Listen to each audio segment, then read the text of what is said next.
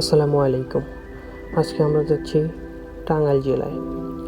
আকাশে মেঘলা মেঘলা ভাব, এর মধ্যে ছুটে চলেছি টাঙ্গাইল রাবার বাগান। আরও ঘুরে দেখব আনারস বাগান, মহেরা জমিদার বাড়ি ও মধুপুর জাতীয় উদ্যান। বৃষ্টি হওয়াতে আমরা কাদা অতিক্রম করে চলেছি রাবার বাগানের দিকে। টাঙ্গাইল জেলা মধুপুর উপজেলায় অবস্থিত পীরগাছা রাবার বাগান 1986 সালে প্রতিষ্ঠিত হয়। প্রায় 3000 একর আয়তনে বাগানটিতে রয়েছে প্রায় 1,54,000 রাবার গাছ।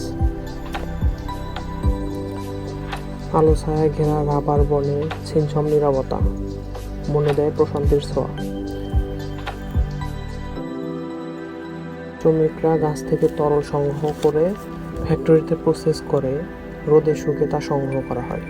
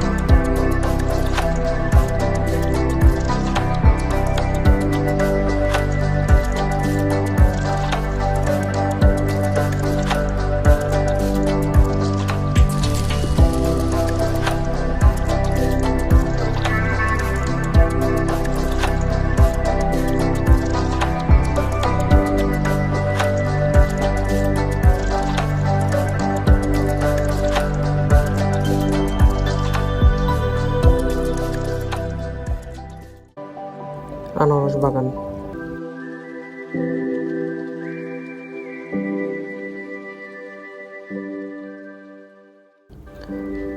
বাংলাদেশের আনারসের রাজধানী খ্যাত টাঙ্গাইলের মধুপুর উপজেলা।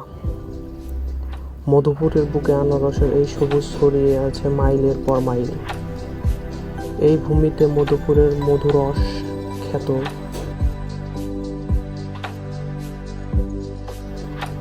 সবুজ পাতার ধার বেয়ে খাসকাটা কারুকাজ বেরিয়ে গোলাপি আভাসমণ্ডিত থোপায় থোপায় মঞ্জরিত বর্ণিল শৈশব।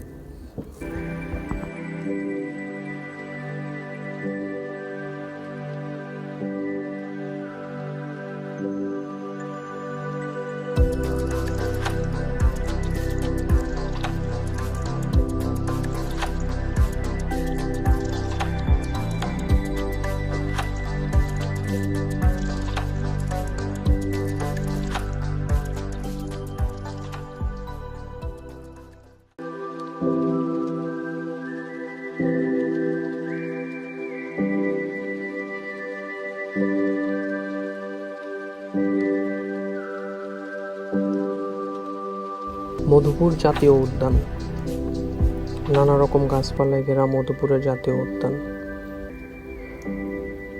মধুপুরের জাতীয় উদ্যান 1962 সালে বন বিভাগের আওতায় আসার পর জীববৈচিত্র্য সংরক্ষণের উদ্যোগ গ্রহণ করা হয়। আমরা এখন হাঁটছি মধুপুর জাতীয় উদ্যানের ভিতরে।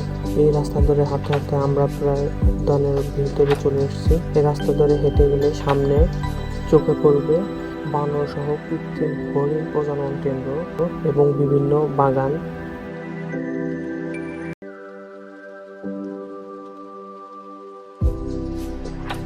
মহেরা জমিদার বাড়ি। বাংলাদেশে রয়েছে অসংখ্য জমিদার বাড়ি।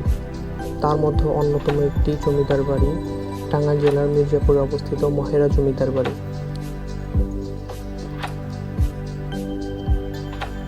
যা বর্তমানে পুলিশ প্রশিক্ষণ কেন্দ্র হিসেবে ব্যবহৃত হয়। এই জমিদার বাড়ির ভিতরে রয়েছে মিউজিয়াম, চিড়িয়াখানা, রয়েছে ফুলের বাগান ও দিঘি।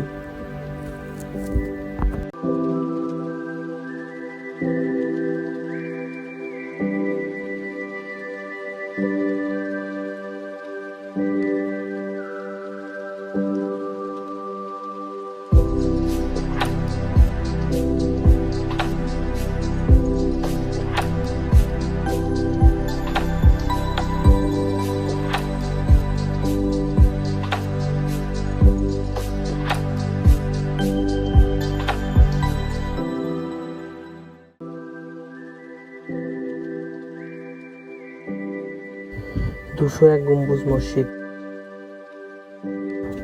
টাঙ্গাইলের গোপালপুর উপজেলায় অবস্থিত 201 গম্বুজ মসজিদ। ঝিনাই নদীর তীরে অবস্থিত এই মসজিদ